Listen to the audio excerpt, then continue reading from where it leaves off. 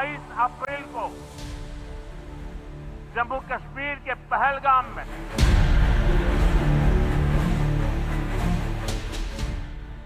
आतंकियों ने मासूम देशवासियों को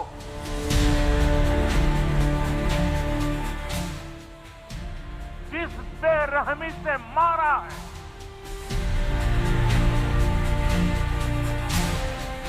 कोटि कोटि देशवासी दुखी हैं।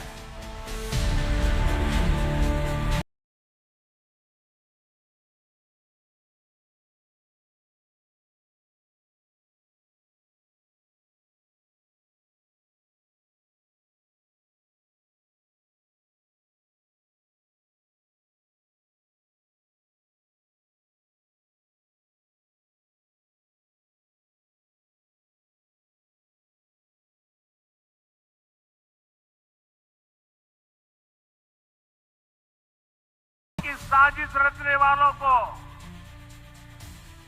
उनकी कल्पना से भी बड़ी सजा मिलेगी। सजा मिलकर के रहेगी।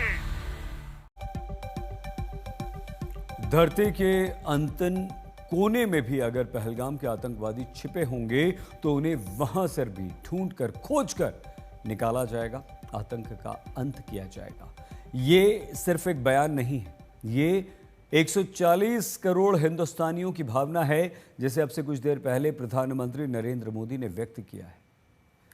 बिहार की धरती से प्रधानमंत्री मोदी ने आज पहलगाम आतंकवादी हमले को लेकर बहुत बड़ा बयान दिया। पीएम बोले, पहलगाम के दोषियों को मिट्टी में मिलाने का समय आ चुका है। आतंकवादियों को उनकी कल्पना से भी बड़ी सजा मिलेगी।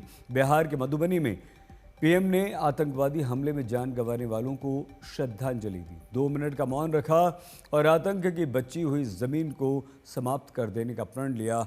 साफ है, कल जो कुछ पाकिस्तान के विरुद्ध कदम उठाए गए हैं वो तो भर शुरुआत है। आतंकवादियों को खोजकर अंतिम आतंकवादियों के गढ़ को तबाह बर्बाद किया जाएगा और अंतिम आतंकवादी को मिट्टी में मिलाया जाएगा। ये हमला सिर्फ निहत्थे पर्यटकों पर नहीं हुआ है। देश के दुश्मनों ने भारत की आत्मा पर हमला करने का दुस्साहस किया है। मैं बहुत स्पष्ट शब्दों में कहना चाहता हूं, जिन्होंने ये हमला किया है, उन आतंकियों को और इस हमले की साजिश रचने वालों को उनकी कल्पना से भी बड़ी सजा मिलेगी। सजा मिलकर के रहेगी।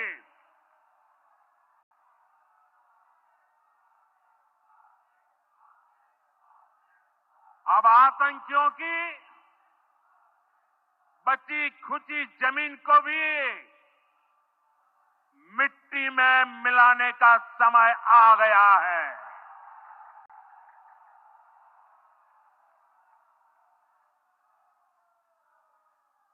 $140 करोड़ भारतीयों की इच्छा शक्ति अब आतंकी आकाओं की कमर तोड़ कर रहेगी। तो क्या बुधवार को कूटनीतिक वार के बाद अब आतंकवादियों के विरुद्ध सैन्य प्रहार का भी प्लान है? क्योंकि पहलगाम आतंकवादी हमले पर प्रधानमंत्री नरेंद्र मोदी ने दुनिया भर को मैसेज देने के लिए मंच से अंग्रेजी में कहा कि आतंकवादियों को धरती के अंतिम छोर तक खोजकर ढूंढा जाएगा, तबाह किया जाएगा। Today from the soil of Bihar, I say to the whole world, India will identify, track and punish every terrorist, and their backers. We will pursue them to the ends of the earth. India's spirit will never be broken by terrorism. Terrorism will not go unpunished. Every effort will be made to ensure that justice is done. The entire nation is firm in this resolve. Everyone who believes in humanity is with us.